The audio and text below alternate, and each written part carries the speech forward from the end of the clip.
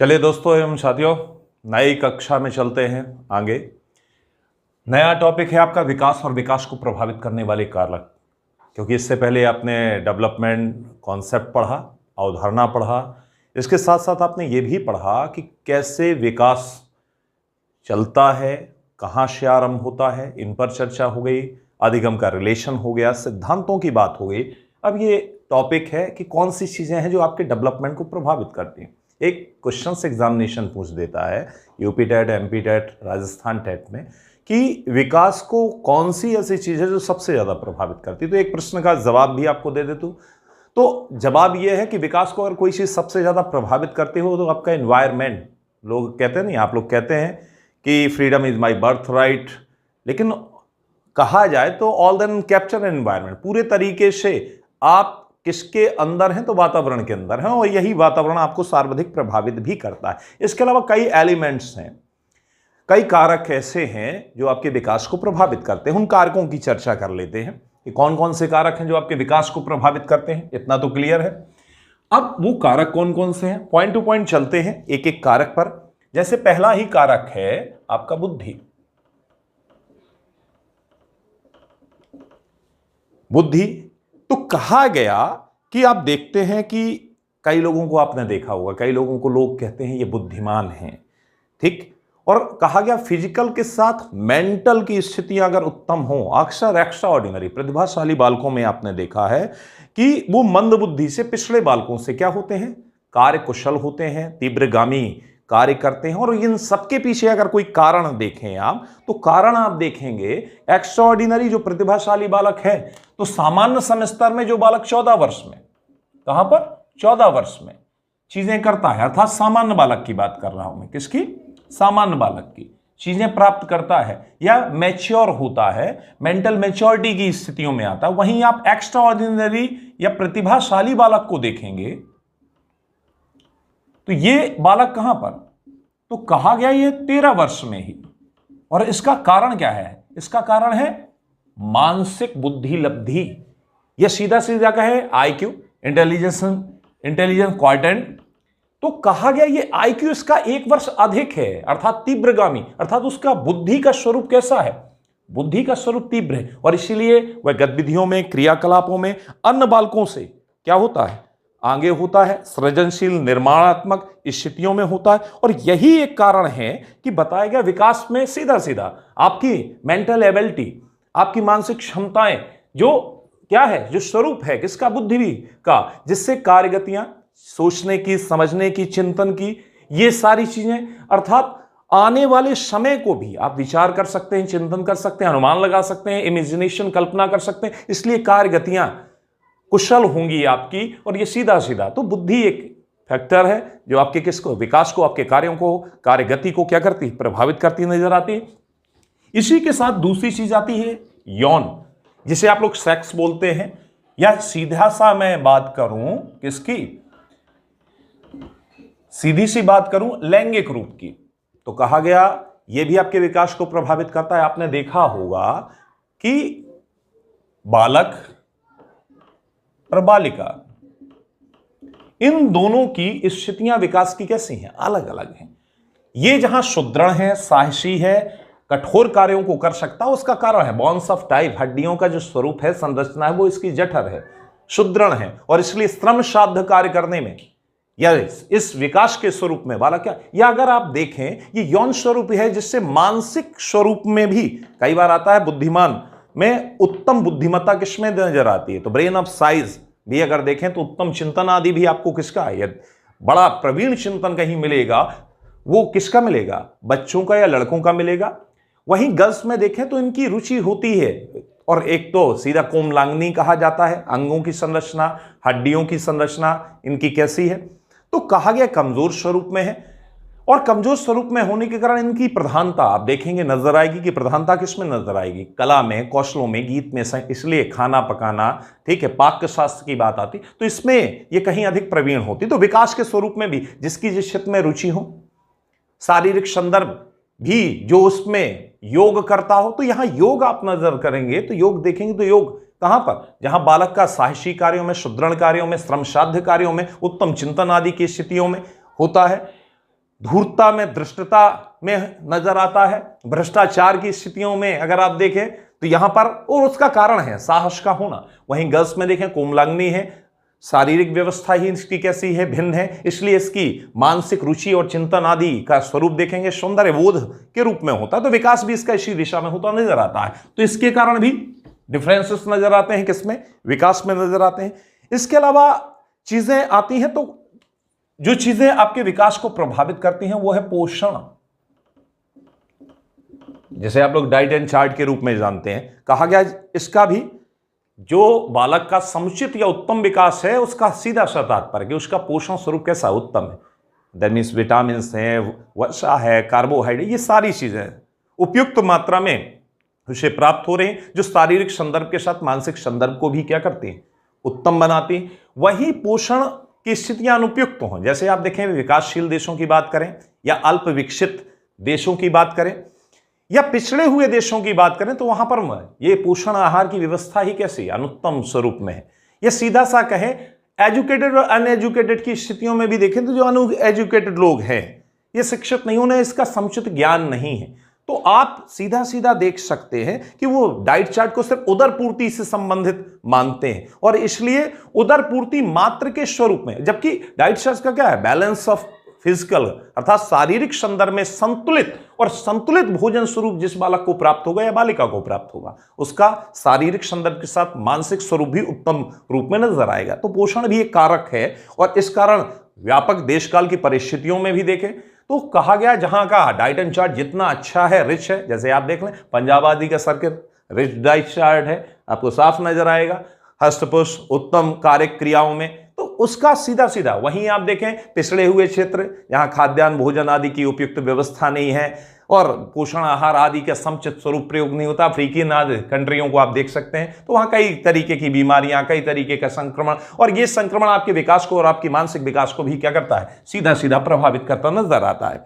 साथ ही बात करें तो एक सामान्य सी चीज ही है शुद्ध वायु और प्रकाश।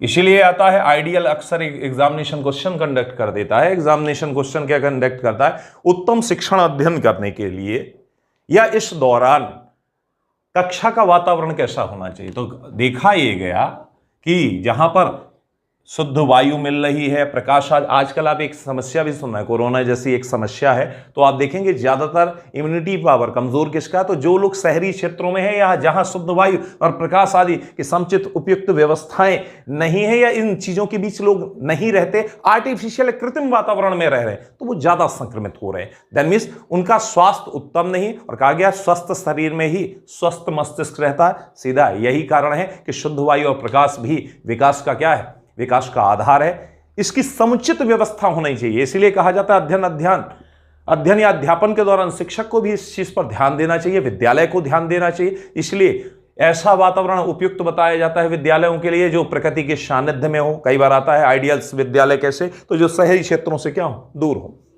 क्लियर है। साथ ही प्रकाश आदि की व्यवस्था हो, उत्तम बैठक व्यवस्था हो, ये सारी चीजें आपके विकास को कहीं ना कहीं क्या करती हैं, प्रभावित करती हैं। इसी के साथ अगर विकास को प्रभावित करने की बात करें तो रोग व चोट, ये चीजें भी आ जाती हैं, बीमारियां। कहा आपने एक सिद्धांत पढ़ा होगा, वंशानुक्रम प्लस वातावरण की अंतःक्रिया का सिद्धांत, और यह सिद्धांत बताता है कि प्राइमरी सेक्टर में, प्राथमिक स्तर में या आरंभिक स्थिति में अगर कोई बीमारी हो जाए या कोई चोट आदि गंभीर स्थितियां प्राप्त हो जाए, तो आप देखेंगे फिजिकल डेवलपमेंट भी प्रभावित होता है और मानसिकता में नकारात्मकता भर जाती है। और कई ऐसी बीमारियां हैं जो आपको शारीरिक संदर्भ के साथ आपकी मानसिक विकृतियों को भी क्या करती हैं, उत्पन्न करती हैं। तो ये भी चीजें हैं। ये रोग और बीमारियों में कई बीमारियां ऐसी हैं जो वंशानुगत आ जाती हैं, तो आप देखें बालक का विकास सीधा सीधा प्रभावित होता नजर आता है। या कई बार आपने देखा होगा कि बालक स्वस्थ था, कोई चोट, कोई दुर्घटना आदि हो गई जिसके कारण शारीरिक रूप का स्वरूप उसका विकृत हो गया और साथ में मानसिक संदर्भ भी नकारात्मकता के रूप में वह नकारात्मक प्रवृत्तियों से क्या हो गया, भर गया, जिससे उसका विकास क्या हुआ, बाधित होता है, अवरुद्ध होता हुआ नजर आया। साथ ही बात आती है विकास को प्रभावित करने के स्वरूप में प्रजाति। आपने नाम सुना होगा, प्रजाति तो जानते ही हैं। आप लोग आर्य प्रजाति का नाम सुना होगा, निग्रो का, मंगोलाइड का, आद्रमस मंगोलाइड का, द्रविड़ का। भारत की मूल प्रजाति का कई बार जिक्र आ जाता है, अक्सर आप लोग जवाब देते हैं आर्य गलत है। मूल प्रजाति भारत की क्या है? द्रविड़ है। आर्य क्या बाहर से आगंतुक आए हुए थे। लेकिन कहा गया प्रजातिक स्वरूप, प्रा का मतलब पृष्ठीय, बाह्य स्वरूप में, जाति का मतलब समूह। तो कहा गया जो पृष्ठीय रूप में या बाह्य रूप में अपने सामूहिक रूप को प्रदर्शित करते हैं वह क्या है? वह है प्रजाति। और कहा गया इन प्रजातियों के रूप स्वरूप आकार कैसे होते हैं? भिन्न भिन्न। शारीरिक संदर्भ के साथ मानसिक स्वरूप भी कैसा होता है? भिन्न होता है। जहां बात आती है प्रजातियों की तो कुछ प्रजातियां उत्तम हैं, जैसे श्वेत प्रजाति, नाम सुना होगा आपने, यस या नो? किसका? श्वेत प्रजाति का। आर्य प्रजाति, नाम सुना होगा आपने, किसका? इनका शारीरिक संदर्भ कैसा है? उत्तम है, लंबे हैं। और लंबे होने के साथ साथ श्वेत प्रजाति के स्वरूप में ही बताया गया कि जो लोग लंबे हैं, जिनका स्वरूप उत्तम है, तो जिनका स्वरूप उत्तम है या जो लंबे हैं, इनकी स्थितियां कैसी हैं? तो बताया ये गया कि जो लोग उत्तम हैं, इनकी स्थितियों के बारे में बताया गया कि शारीरिक संदर्भ मानसिक स्वरूप को भी बताता है। किसे बताता है? मानसिक स्वरूप को। और मानसिक स्वरूप को जब यह बताता है तो यह भी स्पष्ट करता है कि शारीरिक संदर्भ मानसिक स्वरूप के साथ साथ, क्योंकि उत्तम कई बार होता है कि होनहार विद्वान के होठ चीखने पात, जो बच्चा जन्म के समय लंबा होता है, बड़ा होता है, तो अक्सर उसका ब्रेन और टाइप्स भी क्या होता है? साइज भी क्या होता है? बड़ा होता है, अर्थात उत्तम चिंतनशील आदि स्थितियों में नजर आता है। तो सीधा सीधा है। श्वेत प्रजातियों को देखें, लंबे होते हैं, मानसिक संदर्भ भी उत्तम होते हैं, इसलिए जितनी रिसर्च आदि हैं वो सब अक्सर आप देखोगे इन्हीं का अध्ययन। आर्य प्रजाति को भी जाना जाता है, उत्तम स्वास्थ्यकर स्थितियां हैं, वही स्थितियां इनके मानसिक संदर्भ को भी क्या बनाती हैं? उत्तम बनाती। साथ ही इसके साथ जो चीज प्रभावित करती है वो है आपका कल्चर, जिसे आप लोग कहते हैं संस्कृति। तो आपके विकास को कौन सी चीज प्रभावित कर रही है? संस्कृति भी। कौन सी चीज? संस्कृति, कल्चर। जैसे आप देखते हैं जिन देशों की संस्कृति जितनी ज्यादा रिच होती है, रिच होने, जैसे आपकी ही कल्चर की बात है, तो कल्चर कैसा है आपका? कल्चर आपका विस्तृत है, जो भी आया उसे आपने समाहित कर लिया। उदारता है, साहृदयता है, विस्तार है, ये सारी चीजें। और इसीलिए आप देखें कि जिन देशों में संस्कृति का स्वरूप जितना विस्तृत और व्यापक होता है, वहां का मानसिक संदर्भ भी उतना ही उत्तम नजर आता है। दैट मीन्स कल्चर में जहां भय, चोट, दबाव जैसी, पर्दा प्रथा जैसी चीजें या कुरीतियां मौजूद हैं, तो कल्चर में जितनी ये चीजें हैं उतना ही मानसिक संदर्भ क्या होगा? जीर्ण शीर्ण हो गया, कमजोर नजर आएगा। तो कल्चर भी आपके विकास को क्या करता है? प्रभावित करता है। साथ ही परिवार का स्थान, फैमिली की कंडीशन कैसी है, परिवार का स्थान, दैट मीन्स सोसाइटी या समाज में परिवार की स्थिति कैसी है। जैसी परिवार की स्थिति होगी वैसा ही आप विकास देखेंगे, या वैसा ही आपका विकास नजर आएगा। तो परिवार की स्थिति का सीधा सीधा असर पड़ता है किस पर?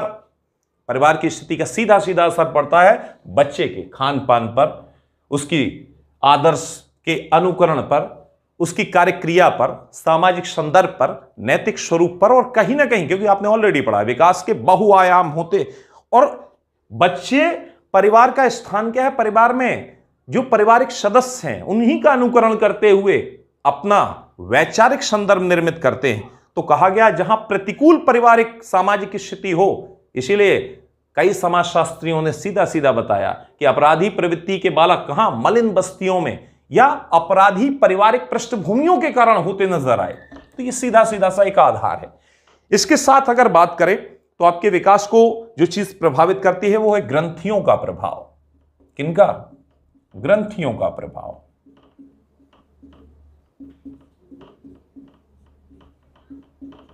आपने सुना हुआ ह्यूमन बॉडी में बहुत सारे ग्लैंड्स हैं, ग्रंथियां हैं। इनकी अति या इनकी न्यूनता, गोनड ग्लैंड है, सेक्स ग्लैंड है, प्यूटरी ग्लैंड है, ठीक है।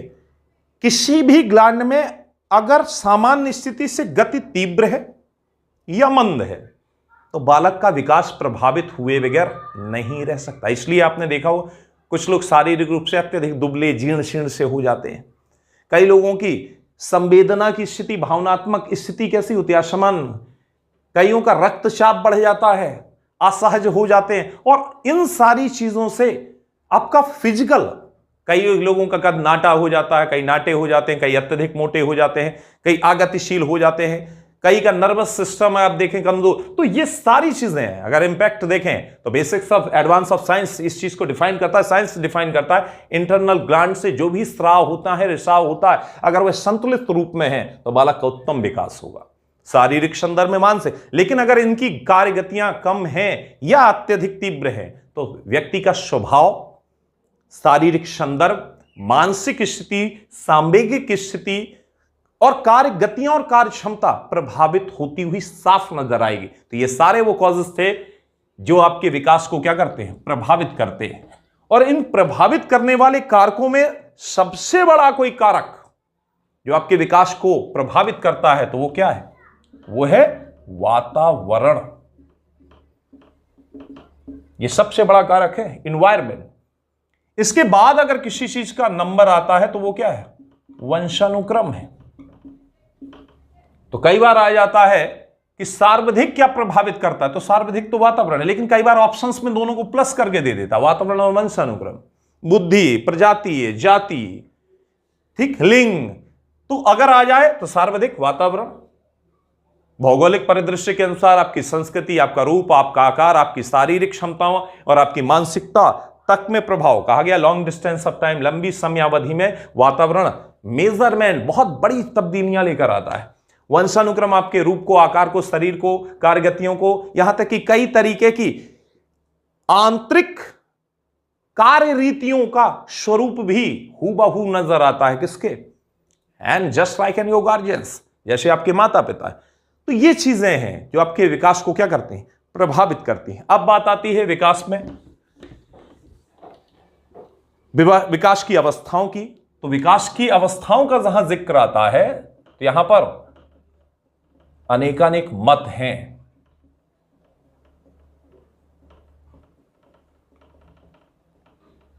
अनेकानेक वर्गीकरण हैं जो अलग अलग विचारकों के द्वारा क्या किए गए? दिए गए।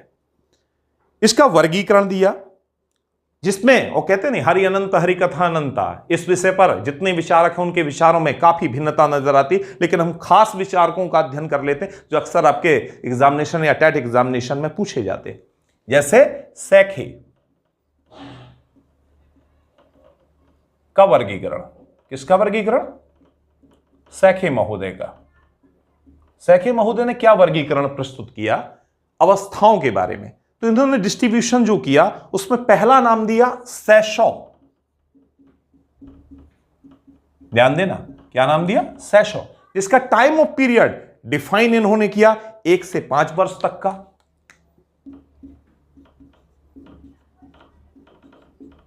सैखे ने अपने सैशौ काल को डिफाइन किया किस रूप में? 1 से 5 वर्ष के रूप। दूसरा डिस्ट्रीब्यूशन इन्हीं ने नामकरण दिया बाल्यावस्था। बाल्यावस्था को इन्होंने 5 से 12 वर्ष डिफाइन कर दिया।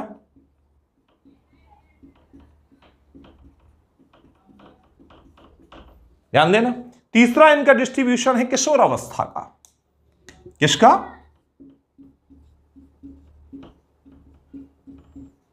किशोरावस्था। सैखे का ही डिस्ट्रीब्यूशन से जो इन्होंने बताई कहां? 12 से 18 वर्ष। दैट मीन्स सैखे का वर्गीकरण 3 भागों में बांटा गया। सैशव 1 से 5 वर्ष के रूप में, बाल्यावस्था 5 से 12 वर्ष के रूप में, किशोरावस्था 12 से 18 वर्ष के रूप में। यह डिस्ट्रीब्यूशन किसका है? सैखे का। ऐसे ही एक विचारक है रास महोदय, उनका डिस्ट्रीब्यूशन भी देख लें और नोट भी करते चलना। रॉस का वर्गीकरण।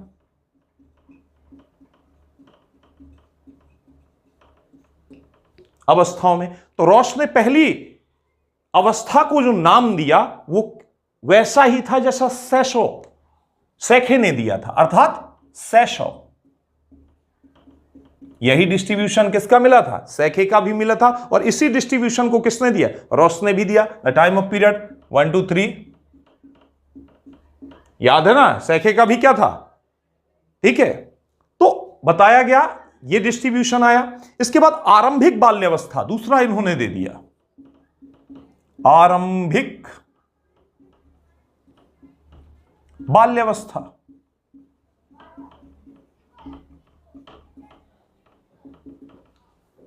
आरंभिक बाल्यावस्था को इन्होंने 3 से 6 वर्ष बता दिया, 3 to 6 ईयर। दूसरा उत्तर बाल्यावस्था, इसी के बाद इन्होंने कह दिया, दैट मीन्स बाल्यावस्था के 2 हिस्से कर दिए, आरंभिक और उत्तर। उत्तर बाल्यावस्था को 6 से 12 वर्ष बता दिया। ध्यान दीजिएगा। इसी के साथ किशोरावस्था,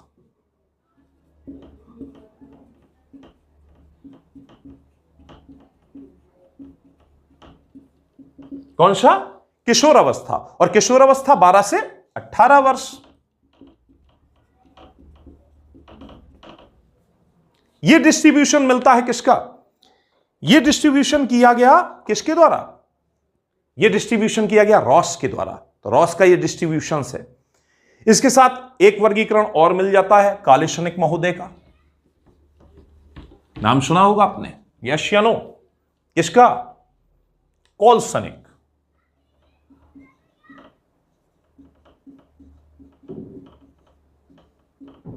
इन्होंने डिस्ट्रीब्यूशन जो किया उसमें इन्होंने गर्भधान से जन्म तक पहली अवस्था बांट दी।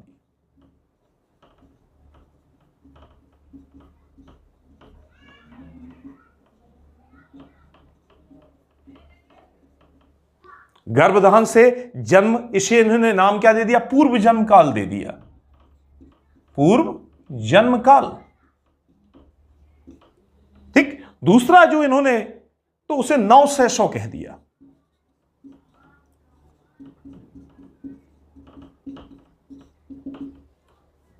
नवशैशव का मतलब नया नया, अर्थात जन्म से 3 से 4 सप्ताह। ठीक। तीसरा आरंभिक शैशव नाम दे दिया इन्होंने।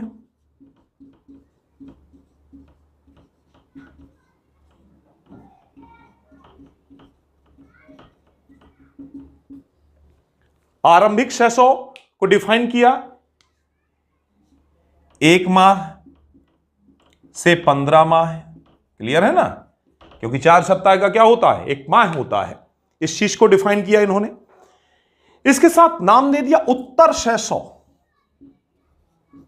अगला उत्तर शैशव। और ध्यान देना, अकॉर्डिंग टू राइटर्स है। जब अकॉर्डिंग टू राइटर्स आता है तो इसी हिसाब से आपको डिफाइन करना। तो ये क्या? 15 माह से कहां तक? 30 माह तक। क्लियर है ना? 12 दूनी 24 और 6 30, कुल मिलाकर समझ में आया? अर्थात इसके बाद पूर्व बाल्यकाल,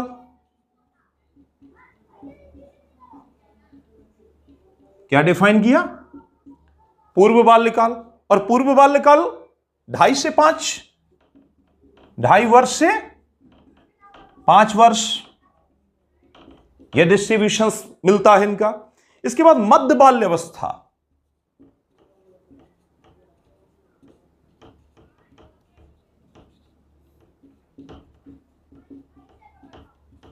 नामकरण इनका मिलता है किसका? मध्य बाल्यावस्था का, 9 से 12 वर्ष।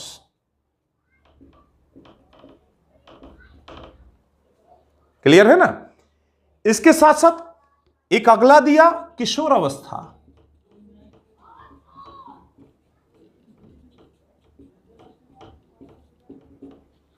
किशोरावस्था 12 से 21 वर्ष तक। ध्यान देना, 12 वर्ष से लेकर क्या? 21 वर्ष तक। ये डिस्ट्रीब्यूशंस हैं किनका? सैखे का वर्गीकरण आपको जो 3 हिस्सों में किया गया, 3 अवस्था के रूप में। वहीं रॉस ने जो डिस्ट्रीब्यूशन किया वो 4 हिस्सों में किया। कॉलेसनिक महोदय ने जो डिस्ट्रीब्यूशन किया, तो आप चले जाएं तो 7 हिस्सों में इस चीज को डिस्ट्रीब्यूट कर दिया। कुल मिलाकर अगर हम देखें तो ये अलग अलग विचारकों के विचार, तो यहां पर आपको ध्यान देना पड़ेगा, देखना पड़ेगा, और इन चीजों को नोट कर लीजिए और इन चीजों को ध्यान भी दीजिए, क्योंकि ये प्रश्न आ जाते हैं। और एग्जाम इन्हीं चीजों को पूछता है विशेष रूप से। अब बात आ जाती है इन अवस्थाओं का जो डिस्ट्रीब्यूशन है, तो प्रमुखता से प्रधानता से जो चीजें कही गई, तो प्रथम अगर बात आ जाए तो अवस्था डिस्ट्रीब्यूशन में जिनका आप प्रधानता से अध्ययन करोगे उसमें, क्योंकि विकास की शुरुआत ही किससे है, तो ऑलरेडी आप जानते हैं कहां से, गर्भकाल से। किससे? कई बार आ जाता गर्भकाल को कितने हिस्सों में बांटा गया, 3 में, याद रहेगा, डिंबावस्था, पिंडावस्था और भ्रूणी अवस्था। किस किस में? डिंबा, पिंडा और भ्रूणी अवस्था। इसके बाद दूसरी अवस्था जो आती है उसे कहा गया शैशव या शैशवावस्था। ठीक, 0 से 6 साल, कई बार आपको 0 से 5 मिल जाएगा। और वो क्यों मिल जाता है? ये संक्रमण के साथ और ये संक्रमण के बिना है। ठीक, तो मूलतः अगर आ जाए तो 0 से 5 वर्ष आप इस चीज को डिफाइन कर सकते हैं। इसके बाद आ जाती है बाल्यावस्था, जैसे 6 से 12। इसके बाद प्रधानता से किशोरावस्था का जिक्र आ जाता है। किसका जिक्र? किशोरावस्था का। इन पर संक्षिप्त चर्चा कर लेते हैं। जैसे आ जाए शैशवावस्था की प्रमुख विशेषताएं क्या क्या है, पॉइंट टू पॉइंट। तो पॉइंट टू पॉइंट की बात करें, शैशवावस्था की विशेषताओं की बात करें, तो शैशवावस्था में एक प्रमुख विशेषता है कि यह कल्पना जगत में विचरण करने की अवस्था है। पहला ही पॉइंट है, कल्पना जगत में विचरण। अर्थात शैशव बालक क्या करता है, तो कल्पना जगत में सबसे ज्यादा विचरण करता है। तो हम बात कर लेते हैं किसकी, क्योंकि प्रधानता से 3 अवस्थाएं अध्ययन ज्यादातर की जाती हैं, शैशवावस्था, बाल्यावस्था और किशोर अवस्था। और इसमें पहली ही चीज है कि शैशवावस्था की विशेषताएं क्या हैं, तो शैशवावस्था की विशेषताओं में ही आ जाता है कि कल्पना विचरण। बच्चा किसमें विचरण करता है? कल्पनाओं में। ठीक, दैट मीन्स ख्वाबों की दुनिया में रहता है। परियों की कहानी इसीलिए सुनाई जाती है, परियों के बारे में बताया जाता है, बच्चे उसी को सत्य मान लेते हैं। तो कल्पना विचरण है यहां पर। इसलिए आपको याद होगा कृष्ण की मां ने क्या बता दिया था, चांद को चंदा मामा बता दिया था, और या एक बार खिलौना बता दिया। जब खिलौना बता दिया तो वो बस खेलना है आज किससे, कान्हा को। तो कल्पना में विचरण करते हुए मांग से मांगने लगे कि चांद दो, चांद के साथ ही खेलना, ये खिलौना चाहिए। दूसरा अगर इसी की विशेषताओं में दें तो पराश्रित। बच्चा पूरे तरीके से अपनी आवश्यकताएं, दैनिक आवश्यकताओं की प्रतिपूर्ति के लिए निर्भर रहता है किस पर? मां बाप पर। यहां तक कि प्रेम आदि के लिए भी निर्भर है किस पर? अपने मां बाप पर। साथ ही यहां पर पुनरावृत्ति, जिसे आप लोग क्या कहते हैं, दोहराना भी कहते हैं। क्या कहते हैं? दोहराने की प्रवृत्ति पाई जाती है। अर्थात बालक को जो चीज मन को भा जाए उसी चीज को वो बार बार करता है और उसमें आनंद की अनुभूति करता है। ठीक, तो ये विशेषताएं भी शैशवावस्था में खूब नजर आती हैं, देखी जाती हैं। साथ ही शारीरिक विकास में तीव्रता। विकास कैसा है यहां पर?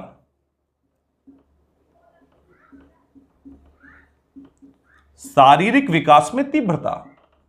अर्थात मैंने ऑलरेडी आपको बताया था कि सर्वाधिक तीव्र वृद्धि 0 से 1 साल में। ठीक है, और ये 0 से 3 वर्ष तक कैसा देखा जाता है? तीव्र गति में देखा जाता है। क्लियर? ठीक, तो यहां पर बड़ी संरचनात्मक क्या होती है, संरचनात्मक तीव्रताएं नजर आती है। शारीरिक विकास बड़ी द्रुत गति से होता नजर आता है। साथ ही शुरुआत में बच्चे की सीखने की भी गति, सीखने में तीव्रता, मतलब तीव्र गति से बच्चा सीखता भी देखा जाता है। किस अवस्था में? शैशवावस्था में। तो लर्निंग की स्थितियां भी उसकी क्या है? तीव्र है। यहां तक कि एक विचारक हुए गैसेल महोदय, ध्यान देना, अक्षर आ जाता है कौन से? गैसेल महोदय ने डिफाइन किया कि प्रारंभिक 6 वर्षों में बालक 12 वर्षों से दुगना सीख लेता है। अर्थात 6 वर्ष में बालक 12 वर्षों से दूना सीख लेता है। यह डिफाइन किया किसने? गैसेल महोदय ने। तो सीखने की प्रक्रिया और गति कैसी है? तीव्र है। साथ ही आत्मगौरव की प्रवृत्ति, बच्चा अपने आप में प्राउड करता है। आत्मगौरव प्रवृत्ति।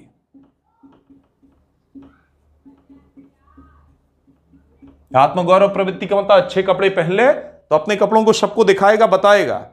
ये सारी चीजें नजर आती है। अपनी मम्मी पापा को देख ले तो सबको बताता है ये मेरे मम्मी, ये मेरे पापा। ध्यान देना, ये सारी प्रवृत्तियां पाई जाती हैं। साथ ही नैतिकता का अभाव होता है, बच्चे को सही गलत की जानकारी नहीं होती। नैतिकता का अभाव, यह तक कहा जाता है कि बच्चे अपना मलमूत्र तक कई बार भक्षण कर लेते हैं, अब आप समझ सकते हैं। साथ ही मूल प्रवृत्ति व्यवहार, मूल प्रवृत्तियां आप जानते हैं जो नैसर्गिक रूप से होती हैं, उन प्रवृत्तियों का व्यवहार बालक करता है। अर्थात मूल प्रवृत्ति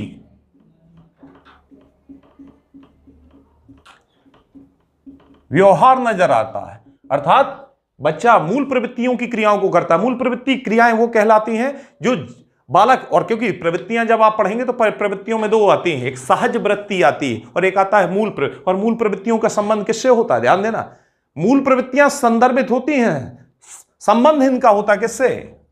संवेग से। ये ध्यान देना, कई बार एग्जामिनेशन कंडक्ट क्वेश्चन पूछ देता है सीटेट वगैरह में कि वो कौन सी प्रवृत्तियां हैं जो संवेगों पर आधारित हैं, और वो प्रवृत्तियां अगर आती हैं तो कौन है? मूल प्रवृत्तियां। और बालक यहां पर क्या करता है? इन्हीं प्रवृत्तियों का कार्य करता है। इसलिए आप देखें कोई चीज अगर स्वादिष्ट उसे लग जाए तो उस चीज की बार बार डिमांड करता है, चटकारे लेता है उस चीज के लिए। मीन्स मूल प्रवृत्ति जन्य व्यवहार यहां नजर आता है। साथ ही शैशवावस्था में अनुकरण, अनुकरण तो जानते हैं ना, यश या नो, अनुकरण मतलब नकल। तो यहां बच्चा किन चीजों से सीखता है? अनुकरण से। कई बार गीत संगीत नहीं आपने सिखाया, कैसा? अनुकरण का। और अनुकरणों को यहां करता देखा जाता है। यहीं से सामाजिक भावना का भी विकास होने लगता है।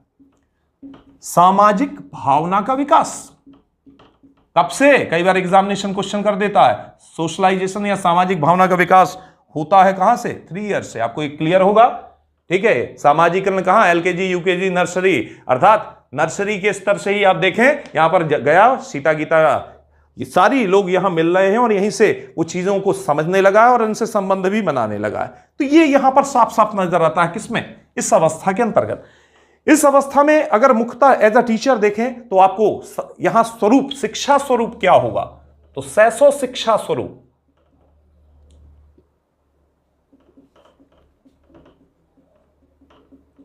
इसका तात्पर्य क्या हुआ? एज अ टीचर इस अवस्था में आपको बच्चे को कैसे पढ़ाना है, किन किन चीजों पर विशेष रूप से ध्यान देना है। तो यहां पर जरूरी है क्या?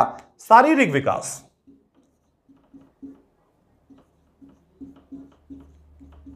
किस चीज पर फोकस करेगा एज अ टीचर? फिजिकल, क्योंकि शारीरिक विकास द्रुत गति से हो रहा है और यहां पर एक शिक्षक को और माता पिता को बालक के पालन पोषण आदि पर विशेष रूप से क्या ध्यान देना चाहिए। दूसरा, जिज्ञासा, संतुष्टि। बच्चा asking a lots of question, और अगर आपको अध्ययन अध्यापन में उसे जोड़े रखना है तो उसकी जिज्ञासाओं को क्या करते रहे? संतुष्ट। तीसरा, क्योंकि बालक बहुत जल्दी संक्रमित आदि होता है ना, गुड एनवायरनमेंट, वातावरण अच्छा होना चाहिए बच्चे के लिए। वातावरण कैसा हो? कई बार आ जाता है शांत हो, सुरक्षित हो, छोटा बच्चा है, समझ रहे हैं, सुरक्षा इंपॉर्टेंट है, और प्रेम परिपूर्ण, क्योंकि कहा तुलसी जी ने प्रेमाधीन विश्व करी राखा। साथ ही शिक्षक का व्यवहार इंपॉर्टेंट हो जाता है। एज अ टीचर आपका व्यवहार कैसा हो? तो शिक्षक व्यवहार की जहां बात आ जाए तो शिक्षक व्यवहार कैसा होना चाहिए? तो शिक्षक व्यवहार प्रेम सहानुभूति से भरा हो। आत्म प्रदर्शन का अवसर, बात आ जाती है किसकी? बच्चे को मौका दीजिए, किसका? आत्म प्रदर्शन का। दैट मींस कभी वो अपनी कहानी सुनाने लगे तो मौका दीजिए, करने दीजिए, इससे उसमें विश्वास की वृद्धि होती, तीव्र प्रगति होती। मूल प्रवृत्तियों को प्रोत्साहन, मूल प्रवृत्तियां खाने पीने की हैं उसकी, तो इन प्रवृत्तियों को अगर बच्चे को पढ़ाते समय वो खाने पीने भी लगे तो उसे समझाइए, समझाइश दीजिए, लेकिन भूख लगाई, वो रोक नहीं पा रहा है, ठीक है, स्टे करने की स्थितियां नहीं, तो आप उससे इस तरीके के खेल आदि का विशेष व्यवस्था करें। स्वावलंबन, स्वावलंबन का तात्पर्य है बच्चे को आप आत्मनिर्भर बनाएं, इस चीज पर विशेष ध्यान दें। यहां पर बच्चे की शिक्षा में क्रिया तो कहा गया, आपने नाम सुना होगा रूसो का, नाम सुना होगा जीन पियाजे का। जीन पियाजे ने सीधा सीधा कहा क्रिया द्वारा शिक्षा, कार्य क्रिया अर्जन, कार्य को क्रिया के रूप में दें तो अर्जन बहुत तीव्रता से होता है। सामाजिक भावना का विकास, बालक की सामाजिक भावना का विकास जब वो यहां पर 3 वर्ष में कक्षाओं में या स्कूलों में पहुंचता है तो आप बताइए, आपके मित्र हैं, मिलजुल कर चीजें करें, इसलिए टिफिन वगैरह आदि चीजें यहां खोलकर साथ में सर्व करने की चीजों को सिखाया जाता है। ये प्रमुखता से विशेषताएं हैं शैशवावस्था की। और यहां पर शैशव शिक्षा स्वरूप अर्थात किस तरीके से एज अ टीचर आप यहां ट्रीट करेंगे, उन प्रविधियों को भी बताया गया जिससे बालक का उत्तम विकास हो सके। साथ ही प्रमुखता से एक अवस्था आती है बाल्यावस्था, तो यहां पर बाल्यावस्था की भी बात कर लेते हैं। बाल्यावस्था मुख्य विशेषताएं कौन कौन सी विशेषताएं हैं, उनकी चर्चा कर लेते हैं। चर्चा से ही चीजें स्पष्ट हो जाएंगी। तो अगर विशेषता की बात करें तो यहां पर भी स्थिति क्या है, जिज्ञासा की प्रबलता है। बच्चा क्या होता है, जिज्ञासु होता है। जिज्ञासा की प्रबलता, इसका तात्पर्य है कि बालक के प्रश्न क्या हो जाते हैं, तार्किक स्तर की ओर बढ़ने लगते हैं। क्या और क्यों से, यह कैसे होता है, यह ऐसा क्यों होता है, जैसे प्रश्न होते हैं, यह जिज्ञासा को बताता है। दूसरी चीज, बच्चा यहां वास्तविक जगत से, किससे, वास्तविक जगत से संपर्क बनाता है। क्यों, क्योंकि कल्पना में विचरण करके अब उसे वास्तविकता से जुड़ना अच्छा लगता है और वह अब कल्पना का वास्तविक ज्ञान प्राप्त कर लेना चाहता है। ठीक, साथ ही रचनात्मक कार्यों में आनंद की प्राप्ति होती है। आपने देखा मिट्टी के घर वगैरह, खिलौने वगैरह आपने भी खूब बनाए होंगे और इसमें आनंद भी आता है, इसलिए ये करते हुए देखे जाते हैं। साथ ही संवेगों का दमन और प्रदर्शन, माता पिता से कई चीजें छुपाता है तो संवेगों का दमन। और कौन सी चीजें हैं जो लज्जित कर देने वाली हो, दमन व प्रदर्शन। प्रदर्शन कब, जब अत्यधिक उसे दबाया जाता है तो उन चीजों को वो क्या कर देता है, प्रकट भी कर देता है। तो यहां पर यह भी नजर आता है। साथ ही संग्रह प्रवृत्ति, नाम सुना हुआ है संग्रह, मतलब याद करो बचपन में आप लोग क्या करते थे, आप लोगों की प्रवृत्ति, क्यों किंचे भूल गए, कांच की गोलियां, आपकी भाषा में बुंदेलखंड में किंचे बोलते होंगे। तो इन्हें टिक्कों को, किंचों को, चिल्लर को, मोरपंख को, उल्लू के पंख को, पत्तियों को, फूलों को, क्यों किताबों में नहीं रखते थे, विद्या आएगी, विद्या को रख लो, इसका संकलन कर लो। तो ये प्रवृत्ति क्या है, ये संग्रह प्रवृत्ति। कंकड़ पत्थरों को, सीप मोतियों को भी क्या किया गया, संग्रह किया गया।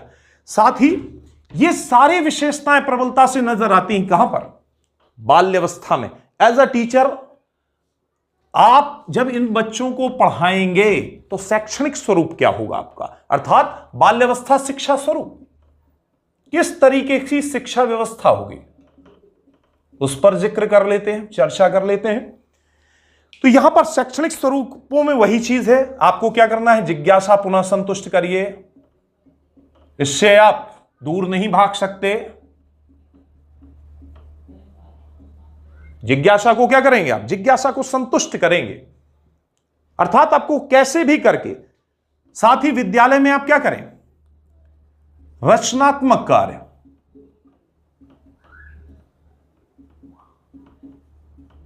रचनात्मक कार्यों की व्यवस्था करें जिसमें आनंद आए बच्चों को। बच्चे घूमते हैं, आपने देखा यहां पर, तो क्या कर दीजिए, पर्यटन की व्यवस्था। इसलिए आप देखें यहां पर स्कूलों में घुमाने भी लिए जाते हैं। एज अ टीचर आपको भी यहां पर रोचकता को बनाए रखने के लिए, बच्चे को विकास बालक का उत्तम हो, पठन पाठन में उसकी रुचि हो, इन चीजों को, सामूहिक क्रियाओं को बल,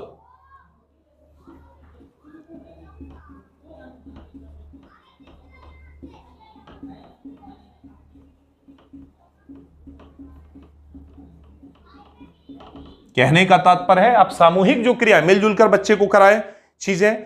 साथ ही जब आप मिलजुल कर कराएंगे तो बच्चों में ये सारी चीज, संग्रह प्रवृत्ति, जो वो संग्रह कर रहे थे, आप संग्रह किनका कराएं, आप संग्रह प्रवृत्ति को संतुष्ट करें, या संग्रह प्रवृत्ति पर वर्कआउट करें, काम करें आप।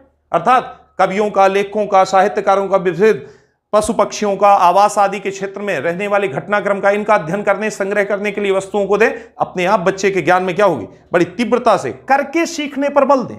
बच्चे को क्या कराएं, करके सीखने पर बल। कहने का तात्पर्य ज्यादा से ज्यादा सिखाएं, प्रधानता से। अगर ये चीजें की जाती हैं तो आप देखेंगे बालक का द्रुत गति से विकास होता नजर आएगा।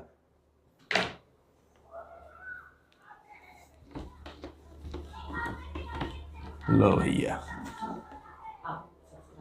चलिए, आपसे सिर्फ एक गुजारिश है, ये क्लास आपकी हुई, लंबा लेक्चर चला, बहुत सी चीजें थी जिन्हें बताया। कोशिश करिएगा ज्यादा से ज्यादा प्रश्न पूछने की, और प्रश्न पूछेंगे आप तभी जब इस चैनल को ज्यादा से ज्यादा सब्सक्राइब करेंगे। अपने दोस्तों और मित्रों को बताइए और जल्दी से आइए इस चैनल में, और उनसे भी कहिए, क्योंकि चूक गए तो बहुत देर हो जाएगी। विकास का यह आधार है, और आधार तैयार नहीं हुआ तो एडवांस की तरफ कैसे बढ़ेंगे आप।